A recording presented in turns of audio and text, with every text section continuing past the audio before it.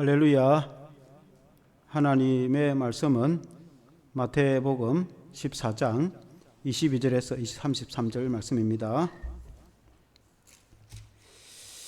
마태복음 14장 신약 성경입니다. 마태복음 14장 22절에서 33절 말씀 제가 읽겠습니다. 눈으로 따라 읽으시기 바랍니다. 예수께서 즉시 제자들을 재촉하사 자기가 무리를 보내는 동안에 배를 타고 앞서 건너편으로 가게 하시고 무리를 보내신 후에 기도하러 따로 산에 올라가시니라. 저물매 거기 혼자 계시더니 배가 이미 육지에서 술이나 떠나서 바람이 거스름으로 물결로 말미암아 고난을 당하더라. 밤사경에 예수께서 바다 위로 걸어서 제자들에게 오시니 제자들이 그로 바다 위로 걸어오심을 보고 놀라 유령이라 하며 무서워하여 소리 지르거늘 예수께서 즉시 이르시되 안심하라 나니 두려워하지 말라.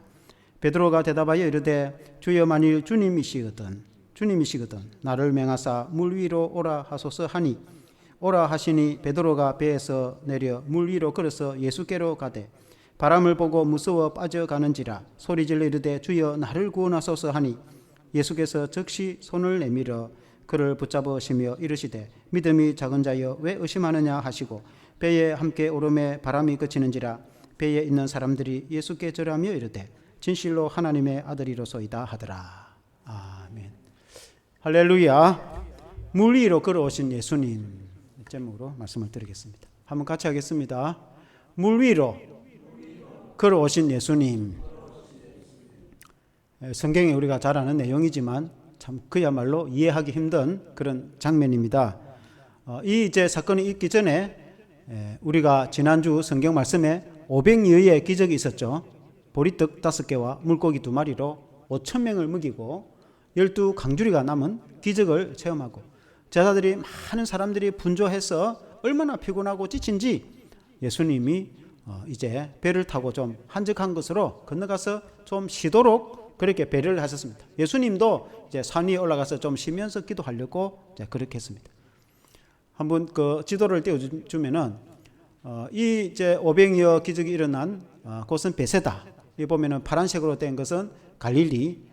원래는 호수인데 저게 너무 크기 때문에 옆으로 넓이는 한 12km 정도고 길이가 한 20km, 21km 되거든요. 그러니까 이제 굉장히 크니까 그걸 갈릴리 바다라고도 하죠. 오른쪽 위에 보면 베세다라는 것이 있죠. 베세다 저기에서 500여, 그러니까 보리떡 5개와 물고기 2마리, 작은 도시락 하나에 그 5,000명을 먹이고도 이제 12강주를 남긴 예수님이 기적을 베풀어 주셨죠. 그러고는 이제 가운데 가브나움이 있고 예수님 그 가브나움에서 사역을 많은 사역했죠. 기적을 베풀어 주시고 가브나움 옆에 보면 게네사렛이라고 있는데 게네사렛으로 배를 타고 건너가라. 그렇게 예수님이 말씀하셨어요. 베세다에서 게네사렛. 게네사렛은 긴네렛이라고 하는데 저 뜻은 이제 하프, 그러니까 하프 모양으로, 갈릴리가 하프 악기 이렇게 활 모양으로 돼갖고 그게 이제 줄이 있어가지고 해악기 치는 우리나라 기타처럼 하프 모양으로 갈릴리 호수가 생겼다 해서 게네사렛 호수라고도 이렇게 합니다. 그래서 이제 그 게네사렛으로 좀 조용히 가서 쉬어라. 5,000명을 먹인다고 얼마나 강줄이 이제 날라댄다고 얼마나 힘들었는지 제자들 배 타고 좀 쉬어라고 그렇게 하여 제자들 배를 타고 해질 무렵에 배를 타고 가기 시작을 했는데 술이 그러니까 우리 같으면 1, 2, 10, 몇 킬로 10리면 4킬로죠. 그래서 한 몇 킬로 정도 한바다 가운데쯤 갔는데 풍랑이 일기 시작한 거예요. 파도가 치고 바람이 치고 배가 아무리 져도 나가지 않는데 밤 3경까지 밤 4경은 새벽 한 4시 정도 새벽에 됩니다. 그러니까 새벽 3시부터 6시 사이에 그러니까 얼마나 밤새도록 노를 졌는데도 가지 못하고 풍랑이 일고 배가 뒤집을 정도로 위험에 빠졌을 때에 예수님이 한밤중에 그것도 바다 위로 걸어오셨다. 처음에는 제자들이 유령인 줄 알았어요. 예수님이 사람이 물 위로 걸어올 거라는 누가 생각했겠습니까? 아무도 생각도 못했어요. 그러니까 예수님은 하나님의 아들이시니까 물론 이제 그렇게 하실 수 있는 분인데 물 위로 걸어오니까 유령이다. 그렇게 놀랐는데 예수님이 안심하라. 나니 두려워하지 말라. 그런데 실제로 예수님이거든요. 근데 이제 예수님의 베드로가 정말 주님이시면은 나를 물 위로 걸어오게 하소서. 그런 이제 엉뚱한 요청을 하니까 예수님이 와라. 그러니까 베드로가 실제로 물 위를 걸었단 말입니다. 근데 걸어가다가 주위의 파도를 보고 그 바다의 한밤중에 위험한 그 파도를 보고 겁이 나서 물에 빠져버려요. 그때 예수님이 손을 내밀어서 건져주시면서 왜 의심하느냐, 믿음이 작은 자야 하고 이제 손을 붙잡고 배 위에 오르니까 파도가 잠잠해지고 바람이 멈추고 그렇게 주님이 평안을 주셨다 하는 말씀이 오늘 말씀인데, 이 배의 풍랑을 만난 배가 우리의 인생이라면은, 우리의 인생으로 비유를 한다면은 우리가 잠잠한 바다 위로 항해를 하면 좋겠으나, 그러나 파도를 만나고 풍랑을 만나고 물에 빠져 죽을 것 같은 한밤중에 귀신 같은 것이 나타날 정도로 죽음과 공포 속에서 살아가고 있는데, 예수님이 내게 오셔서 내 문제를 해결해 주신다면 얼마나 감사하겠습니까? 오늘 그런 이제 말씀으로 우리가 은혜를 받기를 원합니다. 첫째는 내니 두려워하지 마라, 안심하라. 나니 두려워하지 말라. 한번 같이 해보겠습니다. 안심하라, 나니 두려워하지 말라. 우리 예수님이 오시면은 안심하라, 두려워하지 말라.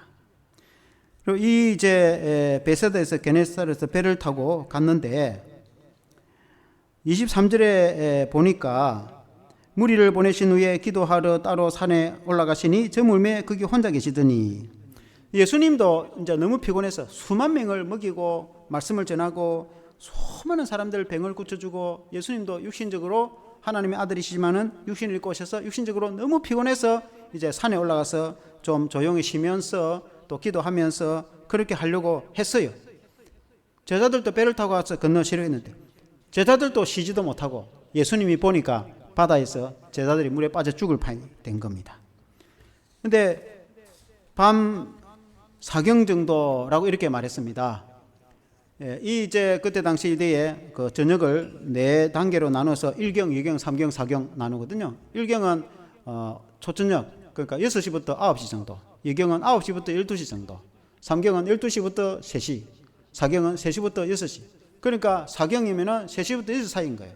우리 새벽기도 한타하시 새벽기도 할 때 해질 무렵, 해가 뉘엿뉘엿 어두워지기 전에 출발을 했는데 새벽까지 그게 밤새도록 노를 졌다면 얼마나 파도를 만나서 풍랑을 만나서 얼마나 힘들었겠는가, 여러분 추측이 되죠.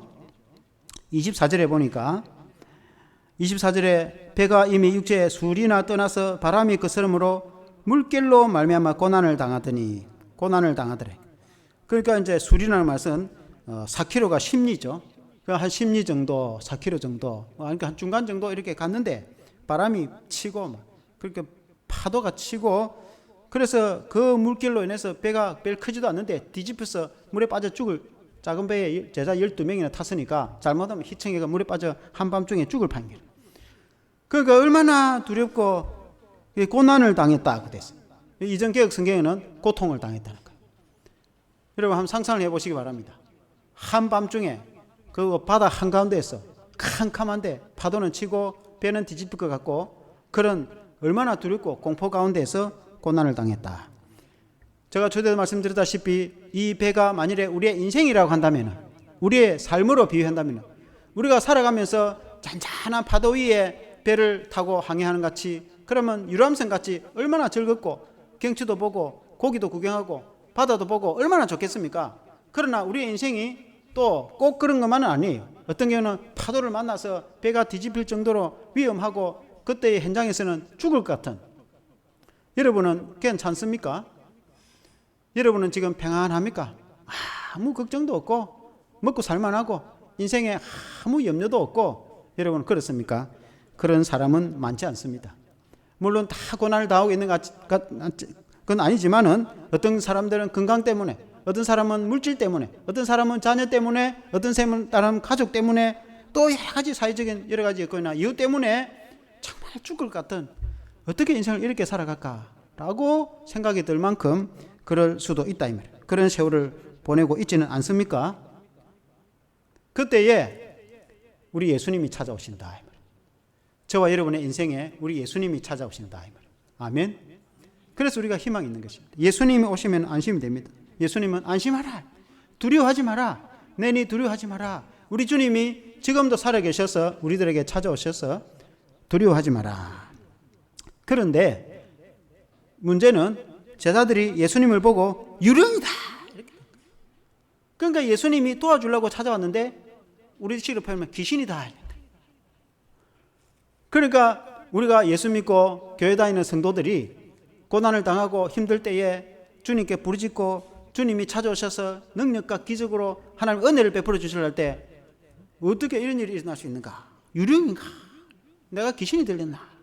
그러니까 주님이 찾아오셔서 우리를 도와주러 왔는데 주님을 발견하지 못하고 주님을 깨닫지 못하고 주님을 이해하지 못하고 어떻게 이런 일이 일어나는가? 라고 놀라서 까무러치는 그런 경우도 있다. 예수님이 나를 도와주러 왔는데 유령인 줄 알았다. 여러분, 예수님에 대해서 얼마나 몰랐습니까? 물론 그때 제자들이 어제 3년 동안 완전 차지 않았기 때문에 예수님이 하나님의 아들이신 줄 알지만은 물 위로 걸어올 줄은 몰랐어요.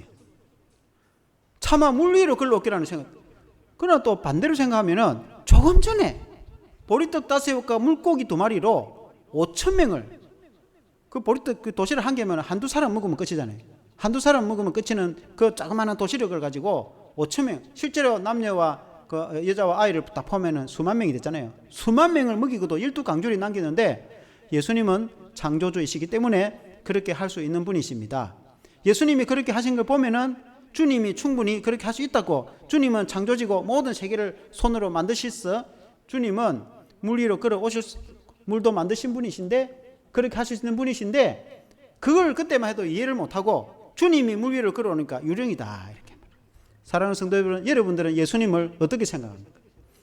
여러분을 구원하고 여러분을 천국으로 인도하고 여러분을 죄에서 용서해 주시고 여러분에게 기적을 베풀어 주시는 그 예수님이 여러분에게 찾아왔을 때 여러분과 함께 계시는데 그 주님을 우리가 좀 알아줘야 되지 않겠습니까? 27절에 보니까 같이 한번 읽어보겠습니다. 27절에 예수께서 즉시 이르시되 안심하라, 나니 두려워하지 말라.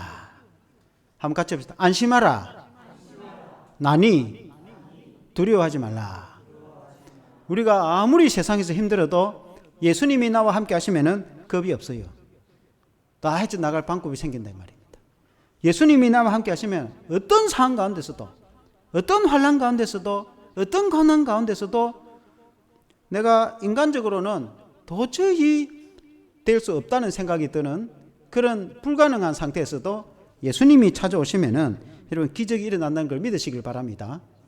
그 주님은 오늘도 마찬가지입니다. 어제나 오늘이나 영원토록 동일하게 살아계신 주님이시다.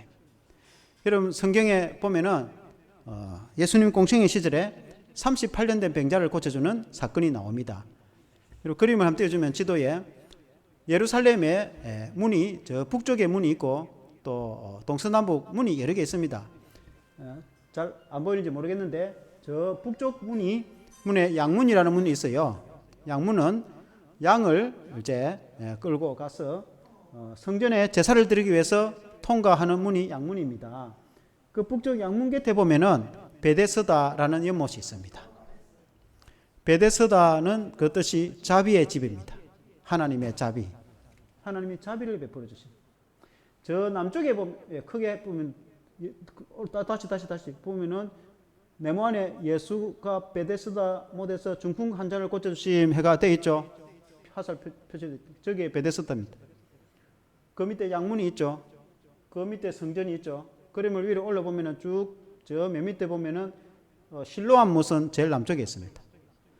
실로암은 제일 남쪽에, 실로암 연못은 제일 남쪽에 있고 베데스다 연못입니다. 연못은 저 북쪽에 있습니다.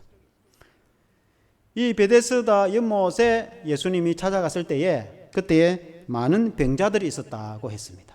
왜냐하면은 그때에 전설에 의하면은 천사가 내려와서 물을 동하여 움직이면 제일 먼저 물로 내려가는 사람이 병을 고침받는다라는 전설이 있어요. 그러니까 수많은 병자가 주변에 진을 치고 있었어요. 그 주변에 5 행각 집 같은 게 있었단 말이에요. 그게 들어누 있다가 물이 동하면 내려간다면 천사가. 그런데 예수님이 가서 보니까 그 많은 환자들 중에서 38년 된 환자가 있었어요. 1년, 2년도 아니고 5년, 10년도 아닌 38년이면 건 평생 아닙니까? 그러니까 거의 날 때부터 아마 평생 걸어보지도 못하고, 그래서 예수님이 너가 낫고자 원하느냐 하니까 이 사람이 대뜸 하는 말이 내가 내려가려고 하면은 천사가 내려와서 무리동에서 내려가려고 하면은 다른 사람들은 걸어 내려가든지 기어 내려가는데 나는 누가 들어주지 않으면은 스스로 내려갈 수가 없으니 나는 꽁트발이니까 병이 날 기회가 없다는 거예요. 안 된다는 겁니다. 제일 먼저 어떻게 내려갑니까? 그러니까 그렇게 불평했다는 겁니다. 예수님이 묻고자 하는 것은 정말 네가 낫고 싶으냐? 그러면 주님이 고칠 수 있는데 그럼 주님이 나를 고쳐주세요. 그 말만 하면 되는데 뭐 이렇게 해서 안 되고 저렇게 해서 안 되고 나는 안 되고 병도 못 고치고 안 된다. 그런 핑계만 대고 있단 말이에요. 근데 예수님이 너가 정말 낫고 싶으냐? 그래서 이제 낫고 싶다 하니까 주님이 일어나 걸어가라. 한마디 명령을 하니까 일어나서 걸어갔다. 38년. 여러분 38년이면 치유가 불가능 아닙니까? 오죽했으면 38년 동안 걸어갔겠습니까? 38년 동안 병자로 있던 그 사람이 치유를 받아서 회복이 되어서 건강하게 뛰어다니게 됐어요. 여러분 누가 고쳐줬습니까? 예수님이 고쳐줬대. 그러니까 인간적으로 안 되는 걸 여러분 누가 고쳐줄 수 있단 말입니까? 예수님이 고쳐줬단 말이에요. 예수님이 고쳐주셨다 그 말입니다. 그런데 그때에 주변에 있던 유대인들이 하는 말이 너 일어나면 안 돼 이렇게. 예수님이 일어나 걸어라. 예수님이 고쳐주고 있는데 너 일어나지 말라는 고침 받으면 안 된다는 거예요. 일어나지 말라는 거예요. 왜 일어나지 말라? 병이 나오고 일어나야 되는데 일어나지 말라 하냐? 그날이 안식일인 거예요. 우리 같으면 주일날. 안식일 날은 아무것도 하면 안 되니까 일어나면 안 된다는 거예요. 종교적인 사람이에요. 종교적인. 성경에 안식일 날 병 고치지 말라는 건 없어요. 그 안식일 날은 일하러 가지 말고 하루 쉬고 하나님께 예배드리라고 이렇게 했지. 유대인들은 안식일 날 아무것도 하면 안 되는 줄 아는 거예요. 그러니까 성경을 오해를 하고 있었던 거예요. 예수님이 병을 고쳐주고 있는데 너 병 고침 받으면 안 된다고. 이날은 안식이기 때문에. 심지어 예수님에게도 그럽니다. 예수님이 손 마른 자나 병 고쳐주려면 예수님 보고 고쳐주면 안 된다고. 지금은 안식일인데 병 고쳐주는 게 일이라고. 병 고쳐주는 거 일이 아닙니다. 그건 치유지. 예수님 보고 가르치는 거예요. 하나님의 아들이신 예수님이 오셔서 고쳐주는데 고치면 안 된다는 거예요. 이 하나님 말씀을 누가 줬는데? 예수님이 주셨는데. 그러니까 종교에 치우쳐 가지고 예수님을 알아보지 못하고 예수님을 믿지도 못한다. 사랑하는 성도 여러분, 오늘날 우리가 교회를 다니는데 교회를 다니는 것은 예수님을 믿으려고 교회를 다니는 것이지 예수님을 안 믿고 교회만 열심히 다니고 종교만 생활하면은 그거 아무 필요가 없어요. 그거는 타 종교 다니는 거나 똑같아요. 그것도 구원도 없어요. 교회 열심히 다닌다고 구원 받는 거 아닙니다. 교회 평생을 다니고 천국 못 가는 사람도 있습니다. 교회를 다니가지고 천국 가는 거 아닙니다. 예수를 믿어가지고 천국 가는 것이죠. 많은 경우에 오늘날 그런 경우는 있어서는 안 되겠지만은 예수를 믿어야지 교회만 열심히 다니면 무슨 소용이 있습니까? 예수 믿는 것이 중요한 것이지. 안식일이니까 일어나지 말라는 거예요. 그런 게 성경에 어디 있습니까? 하나님이 되시는 그분이 사람이 되어 오셔가지고 내가 치유해 주겠다고 하는데 고침받으면 병 고치면 안 된다는 거예요. 안식일이니까. 안식일에 매여 있는 거예요. 종교에 매여 있단 말입니다. 종교 생활에 매여 있는 거예요. 예수님을 안 믿고 종교 생활에 매여 있다. 그 차라리 종교 생활 안 하는 게 낫습니다. 차라리 교회를 안 다니는 것 같으면 그냥 자기 마음대로 먹고 마시고 흥청망청 재밌게 살다 끝내지 인생을. 근데 교회는 늘 다니면서 예수를 안 믿는다. 그럼 안 믿는 사람하고 지옥 가는 거는 마찬가지인데 그 평생 교회를 말로 다닐 겁니까? 천국 가는 거는 예수를 믿어서 천국 가는 것이지 교회 열심히 다니니까 천국 가는 게 아니다 이 말이에요. 교회 열심히 다니는 거는 당연히 다녀야지. 예배를 잘 드려야지. 열심히 다니는 이유는 내가 예수 믿어서 하나님의 자녀가 되고 천국 백성이 되어서 구원을 받아서 감사해서 하나님께 예배를 드리기 위해서 교회를 오는 것이지 종교 생활을 하러 다니는 게 아니에요. 다 종교 생활을 하듯이 교회 생활을 그렇게 하면은 참 이 교회가 뭔지를 모르고 있는 거예요.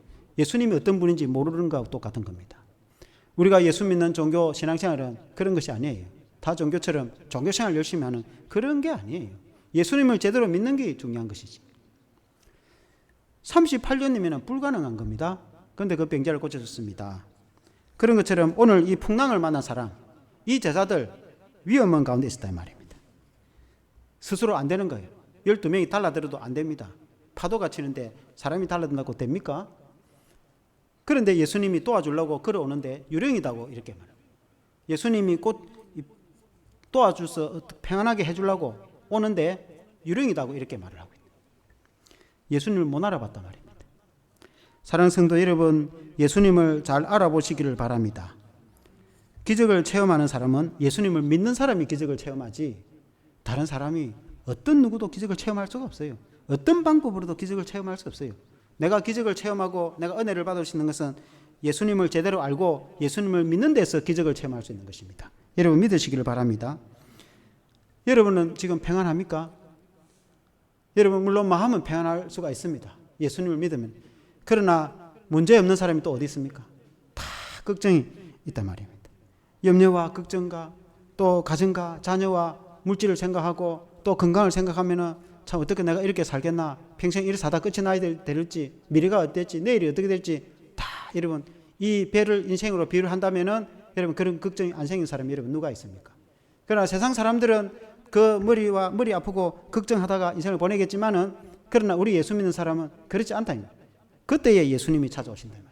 내가 가장 힘들어하고 내로서는 내로서는 불가능할 때, 내 이성과 생각으로는 내 능력으로는 불가능하다고 생각할 그때에 이런 파도를 잠잠하게 사람이 어떻게 할 수 있겠습니까?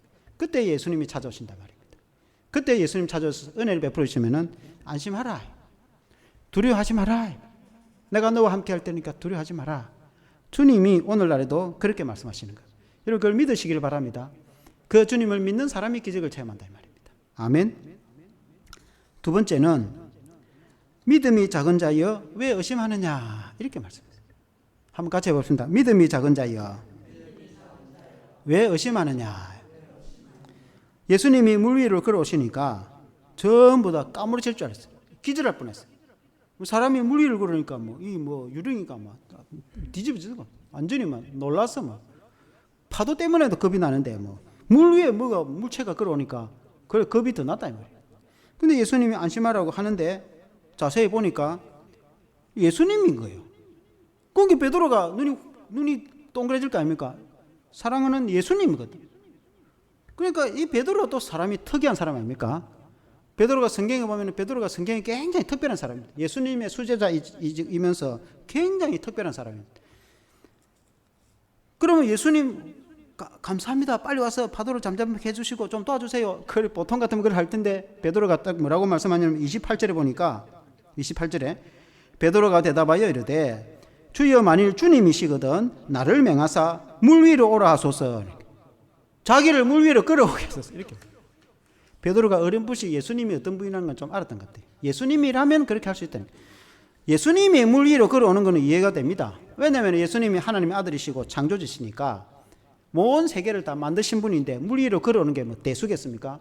보리떡 5개와 물고기 2마리로 5,000명을 먹여도 12강교를 남기신 분인데 불과 오늘 낮에 그런 일이 있었는데 예수님이 물 위로 걷는 거는 할 수 있는 일이죠. 그러나 자유주의 신앙을 가진 사람, 그리고 신앙 중에서 자유주의 신앙을 가진 사람이 있습니다. 자유주의는 이 성경을 다 믿지 않습니다. 어떤 성경은 하나님의 말씀으로, 어떤 건 인간이 지은 책이라고 이렇게 생각했어요. 그 자유주의는 우리가 볼 때는 우리는 신앙으로 인정을 하지 않습니다. 예수님이 물 위로 걸었다고 성경에 기록되니까 실제로 물 위로 그런 게 아니고 바닷가에 무릎까지 오는 찰랑찰랑한 그 물 위로 물에 걸었다 이렇게 생각하는 겁니다. 그거는 신앙도 아니에요. 그러면 이 수킬로를 바다 한가운데 갔다 왔는데 그러면 모래가 바다 한가운데까지 있습니까? 그러면은 말로 겁을 낼 겁니까? 당장 그냥 무트로 땅으로 그냥 뛰어내리면 되지. 제자들이 뭐 때문에 겁을 내고 그렇게 이 죽음을 공포를 두려워하고 있겠습니까? 바다 한가운데는 두려워하고 있었던 거죠. 그러니까 이제 예수님이 물 위로 걷는 거는 주님이시니까 그렇게 할 수 있다고 생각합니다. 그런데 자기가 물 위로 걷게 해달라고 어느 누구도 그렇게 요청하는 사람은 없어요. 근데 베드로가 하는 말이 대뜸 하는 말이 아주 희한한 말을, 특별한 말을 하는, 만일에 주님이시면 나를 물 위로 걸어오게 하소서 이렇게 요청했단 말이에요. 근데 주님도 거기에 맞장구를 쳐줍니다. 걸어와라. 그러니까 베드로가 실제로 물 위를 걸었단 말이에요. 물 위를 실제로 걸었는데 그때까지는 좋았어요. 그때까지는 좋았는데 주변의 환경을 쳐다보니까 파도가 치고 바람이 불고 막 겁이 덜컥 난 거예요. 믿음이 떨어진 거예요. 물에 빠져버렸단 말이에요. 주위의 환경을 보니까. 그러니까 예수님이 적각 손을 내밀어서 건져서 둘이 배 위로 올라가서 그러고는 주님이 명령하시니까 파도가 잠잠하고 그 베드로를 보고 믿음이 작은 자예요. 왜 의심하느냐? 그 왜 끝까지 믿음을 가지지 왜 의심을 하느냐? 그렇게 예수님 말씀하셨단 말이에요. 이런 베드로가 주님 한 분을 바라보고 물 위를 걸을 때는 세상에 물 위를 걷는 사람이 예수님 외에는 누가 있겠습니까? 인류 지구 역사에 물 위로 걸은 사람은 인간으로서 예수님은 하나님의 아들이시니까 인간으로서는 베드로밖에 아마 없을 것 같습니다. 물 위로 걸었다는 내가 책을 본 적이 없어요. 그러니까 베드로는 이 성경이 사실일 테니까 실제로 물 위를 걸었다 이 말입니다.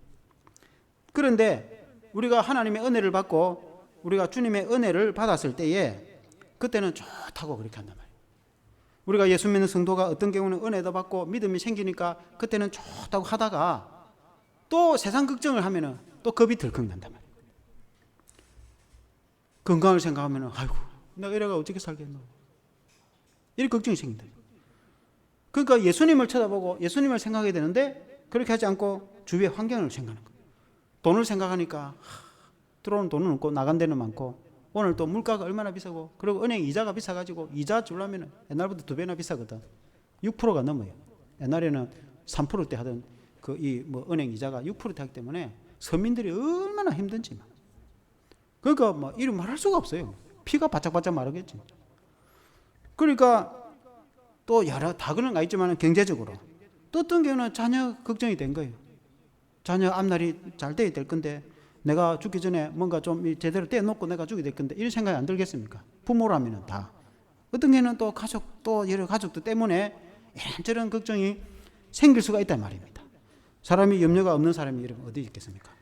그런 여러 가지 환경이나 내 주변에 그런 조건이나 그런 걸 생각하면은 겁이 덜컥 난단 말이에요. 너 어떻게 살아가겠노? 이래가지고 베드로가 그렇단 말입니다. 베드로가 예수님만 바라보고 갈 때는 물 위도 걸어간 거입니다. 물 위로. 사람이 물 위로 어떻게 걷겠습니까? 그런데 예수님이 딱 걸으라 하니까 물 위로 걸었단 말이에요. 기적을 체험했단 말입니다. 예수 믿는 사람이 기적을 체험합니다. 많은 경우에 기적을 체험합니다. 병도 고침받은 사람도 있고 너무 가난에 찌들어가지고 죽을 것 같았다가 하나님의 은혜로 큰 부자가 된 사람들도 간증을 얼마나 많이 합니까? 자녀들도 막 술 먹고 애미다가 예수 믿어가 교회 다녀가지고 훌륭한 사람이 돼가지고 교회 장로도 되고 회사를 차려갖고 사장도 되고 그러니까 그 가문이 옛날 초가집에 혹은 옛날에 난 무슨 살던 그런 집안의 사람들도 예수 믿어가지고 크게 복을 받아갖고 회사를 몇 개 차리고 회장이 돼가지고 그런 사람들 간증이 많습니다. 그런 은혜를 경험하기도 하고 많은 은혜를 경험하고 주님을 바라보면은 다 공통점으로 하는 말이 그 말입니까? 예수 믿어가 그렇게 됐다고. 우리가 예수 믿어가 천국 가는 것은 말할 것도 없고 예수 믿어가 죄용서 받은 건 말할 것도 없고 예수 믿어가지고 하나님의 복을 받아서 그렇게 이렇게 창대하게 복을 받았다고 간증하는 사람들이 많습니다. 우리나라는 말할 것도 없고 해외 역사적 수많은 사람들이 그런 간증을 하는데 그렇게 은혜를 받을 때는 가난한 사람들이 예수 믿어가지고 복을 받아서 식당을 하나 차려갖고 손님이 많아가지고 돈을 수억 대 버려가지고 다 잘 됐다가 갑자기 회사가 망해버린 거예요.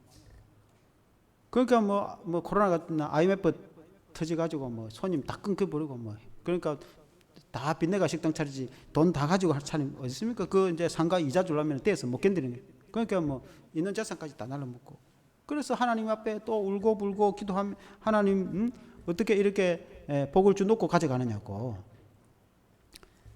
그러니까 이제 예수를 제대로 믿는 믿음 그걸 붙잡고 때로는 가난할 때도 있고 그래도 감사하고 또 물질로 축복을 주면은 또 그래도 감사하고 그렇게 믿음으로 이렇게 해야 될 건데 그러니까 예수 믿어 가지고 다 복 받는 그런 것만 생각하고 또 어떤 경우는 예수 믿어 가지고 돈을 많이 벌고 그러면은 믿음 생활 더 한 세 풀고 골프 치러 다니면서 예수 믿는 거는 그냥 대충 주일날 할 수 없이 겨우 예배 드리고 나머지는 헌데 좋은 거 먹고 다니면 놀러 다니면서 믿음 생활 제대로 하지 않는 그런 경우가 많이 있어요. 그러니까 또 풍파를 만나가지고 완전히 박살나고 그때는 또 하나님께 나와서 울고 불고 기도하고 회개해서 생각해보니까 내가 좀 부자가 됐다고 교만해가지고 이렇게 됐구나 라고 생각하고 회개하고 정말 이제 진짜 예수를 잘 믿어가지고 그래서 이제 그 믿음 위에서 다시 사업을 이제 해서 이렇게 크게 잘 되어 가지고 간증을 하는 그런 경우가 많이 있습니다. 물론 이제 크게 이제 물질도 복을 받아야 되겠지만은 정말 예수님을 믿어서 기적을 체험하고 은혜 가운데서 그 믿음 위에 한 단계 한 단계 올라가야지 세상 것만 가지고 우리가 그렇게 보면은 안 됩니다.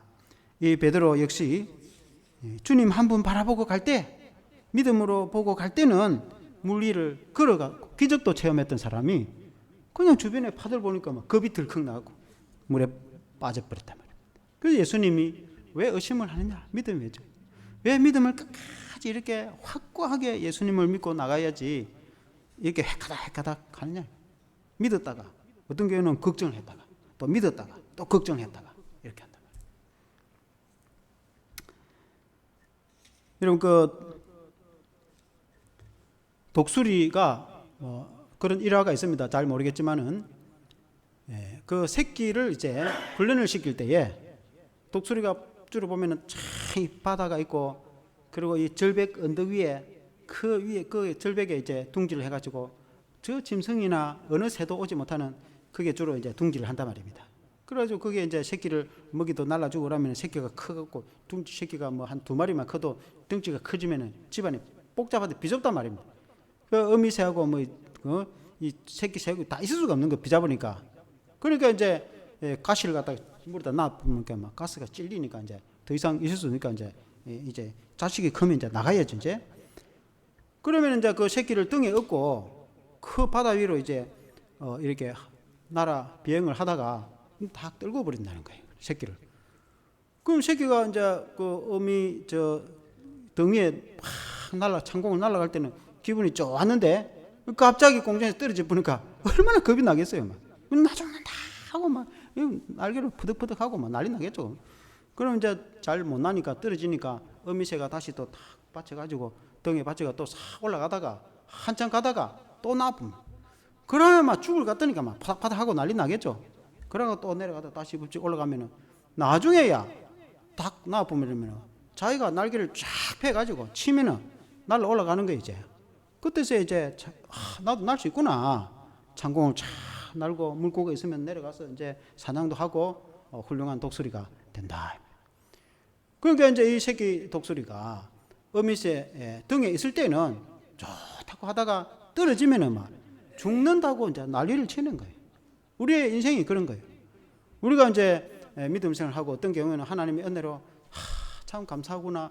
내가 예수 믿어서 하나님의 자녀가 돼서 얼마나 고마운지. 그래가지고 또 참 이렇게 귀한 가정도 하나님이 허락해 주시고 내가 감사하다 이렇게 생각했다가 또 살아가는 인생을 걱정하면은 막 죽을 것 같은 거예요. 끝이 안 보이니까 이 낭떠러지에서 떨어지는 것 같아요. 꽉 떨어져서 이러다가 죽을 것 같은 생각이 드는. 하나님이 그냥 두겠습니까? 어미새가 이렇게 다 낚아쳐 올리듯이 하나님이 다 우리를 구원하신대요. 주님이 우리를 다 등에 업고 하나님이 그 이스라엘 백성들을 40년간 광야로 인도를 할 때 내가 등에 업고 40년간 지났다 말씀처럼 하나님이 우리의 상황을 다 아시고 그 독수리 어미새가 등에 업고 이렇게 구해내듯이 하나님 우리를 다 이렇게 이끌어 내신단 말입니다. 그러나 이제 그 믿음이 제대로 없을 때는 그냥 막 떨어지니까 막 밑에 바다에 빠져 죽는 것 같지 막 하고 막 죽겠다고 소리치겠죠. 그 사람이 그렇단 말입니다. 교회 다니는 사람도 주변의 환경을 보니까 이러다 막 죽을 것 같다고 막 그래 막 발부둥을 치다가 그 주님이 또 다 알고 있죠. 딱 등에 업고 다시 올라갔다가 또 내려갔다가 업고 올라갔다가 그 나중에 자기가 이제 쫙 날개를 펴면은 자기가 창공을 나듯이 믿음의 날개를 쫙 우리에게는 믿음의 날개를 사용을 해야 되는 거죠. 내가 믿음의 날개를 내가 예수 믿어서 주님을 믿고 나가면은 베드로도 물 위를 걸어갔단 말이에요. 베드로가 기적을 체험했지 않습니까? 믿음 때문에 그렇게 된 거지. 베드로가 무슨 능력으로 물 위를 걷겠습니까? 베드로가 자기가 무슨 이게 무슨 무술 도사입니까? 물 위를 걸어가게.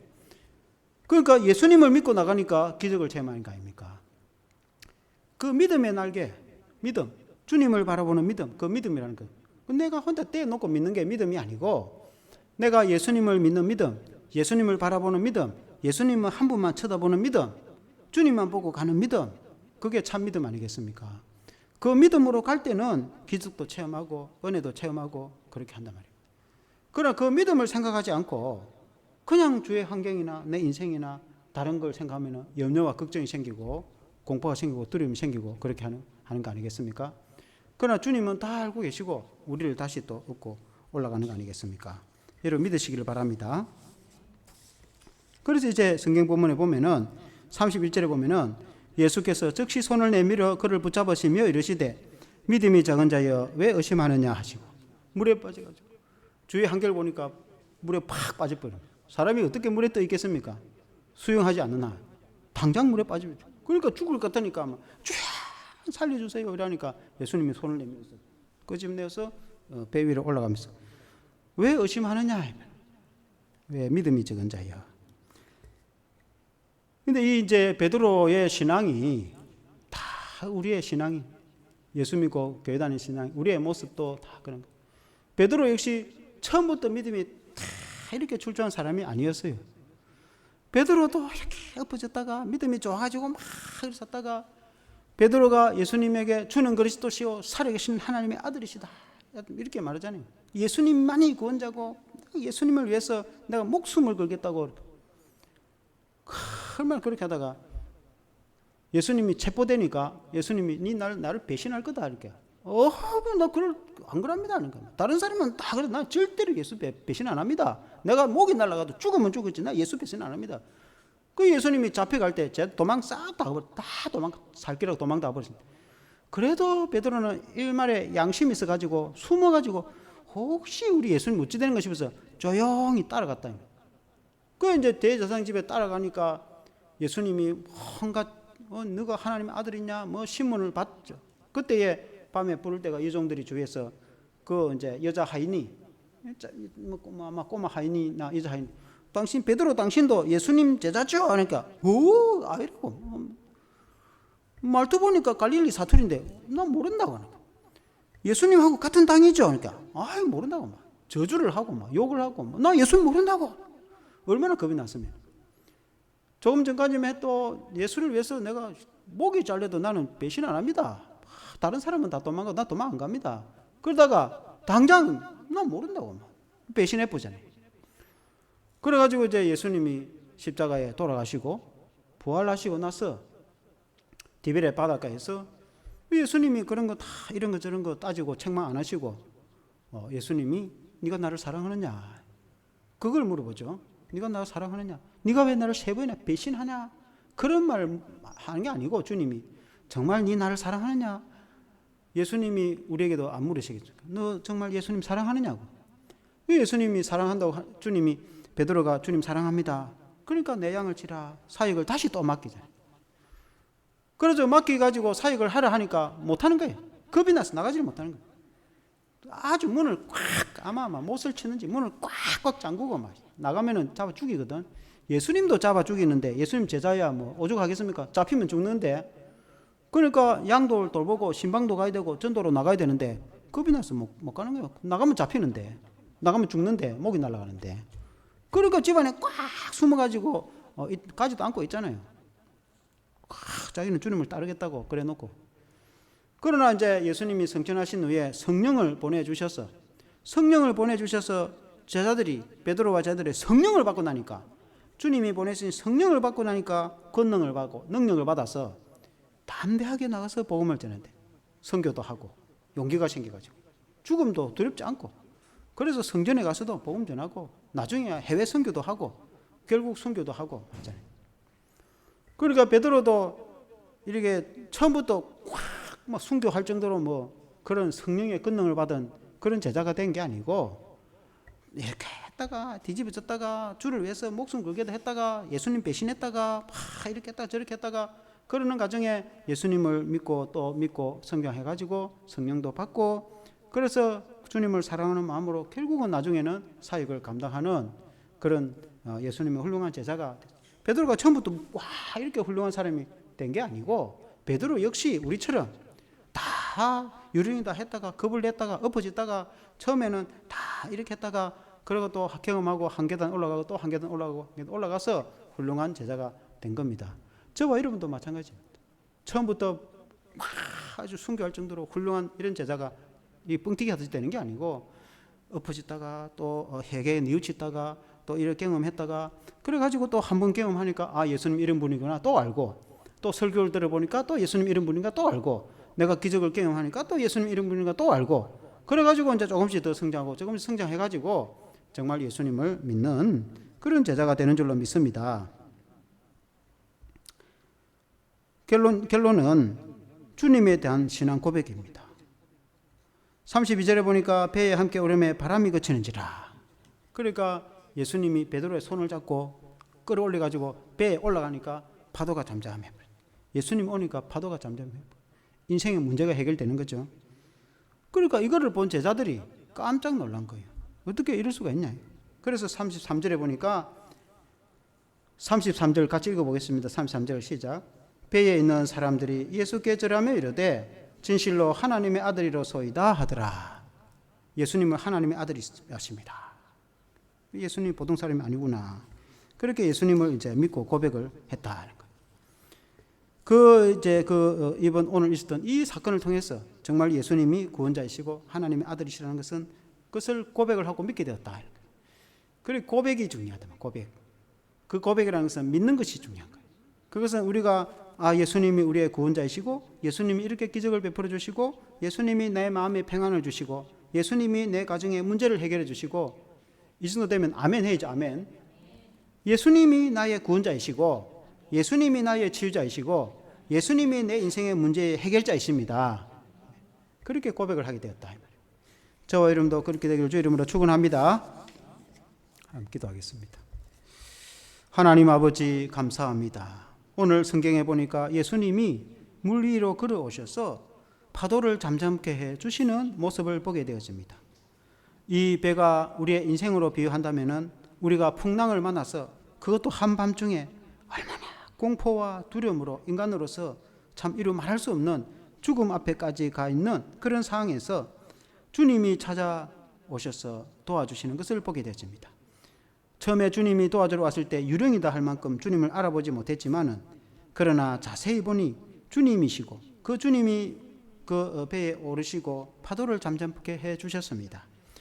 오늘날에도 우리가 인생에 아무 문제 없이 잔잔한 파도와 같이 그런 인생을 살아가는 성도들도 있겠지만은 그러나 대개 많은 경우에 여러 가지 문제를 안고 가정에 혹은 물질에 혹은 자녀 문제 혹은 여러 가족과 혹은 우리의 인생에 혹은 국가와 사회를 인하여 여러 인생의 문제로 인해서 때로는 염려하고 걱정하고 고통 가운데서 주님께 기도하는 성도들이 많이 있습니다. 그럴 때에 주님이 찾아오셔서 우리를 구원해 주시고 우리를 치유해 주시고 우리를 회복해 주시는 줄로 믿습니다. 주님이 십자가를 통해서 우리를 천국의 영생을 주실 뿐만 아니라 우리의 모든 죄를 사해 주시고 우리를 구원해 주시는 주님이실 뿐만 아니라 우리 주님은 어제나 오늘이나 영원토록 동일하시고 지금도 살아계신 주님이시며 하나님의 아들이신 줄로 믿습니다. 우리가 살아갈 때 주님이 함께 해주셔서 우리가 정말 예수님을 믿고 정말 예수님을 바라보고 따라갈 때에 우리 주님이 우리에게 기적을 베풀어 주시고 또 회복을 해주고 우리가 상상하지 못했던 은혜를 베풀어 주시고 하나님의 방법으로 우리의 인간적인 생각으로는 38년 된 병사처럼 도저히 불가능한 같은 그런 상황이 있지만은 그러나 주님이 일하시면 역사와 기적을 베풀어 주실 줄 믿습니다. 주님이 회복시켜 주시고 역사해 주셔서 우리 모든 성도들이 많은 은혜를 경험하도록 도와주시옵소서. 또한 우리 교회도 주님이 도와주시고 역사해 주셔서 인도하여 주시옵소서. 우리의 인생이 주님 안에서 주님이 배 안에 오니까 평안해졌다고 했습니다. 주님이 우리의 인생에 찾아오고 내 마음에 찾아오면 평안이 임하는 줄로 믿습니다. 주님이 함께해 주셔서 또 승리할 수 있도록 그러므로 우리가 주님에 대한 바른 믿음과 바른 신앙의 고백을 할 수 있는 성도들이 되게 도와주시고 믿고 승리하게 도와주시옵소서. 예수님 이름으로 기도합니다.